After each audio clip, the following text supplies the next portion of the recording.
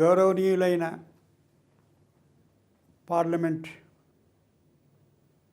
సభ్యులు, ప్రియమిత్రులైన మీకందరికీ మీ సుదర్శన్ రెడ్డి నమస్కారం. నేను మాట్లాడుతున్న సందర్భం మీకందరికీ తెలిసిందే.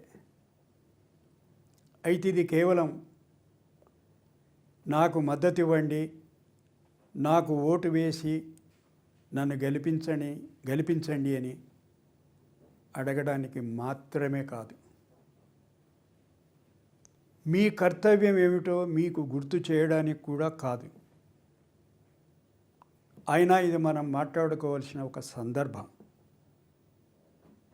ఈ దేశం మీది, నాది, మనందరిది. దీని నిర్మాణంలో మనమందరం భాగస్వామ్యులం. ఈ దేశ నిర్మాణం ముందు ప్రగతి రథం వైపు పయనించాలంటే పార్లమెంటరీ వ్యవస్థను, పార్లమెంటరీ ప్రజాస్వామ్యాన్ని, పార్లమెంటరీ సాంప్రదాయాల్ని గౌరవించుకోవాల్సినటువంటి అత్యవసరమైనటువంటి పరిస్థితి. పార్టీలకు అతీతంగా రాజ్యాంగబద్ధంగా మీరు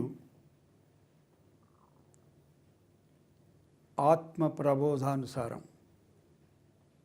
ఆలోచించి, నిర్ణయించి ఈ దేశ భవిష్యత్తు నిర్మాణంలో పాల్గొనాలని ప్రార్థిస్తూ మీకు నమస్కరిస్తూ మీ సుదర్శన్.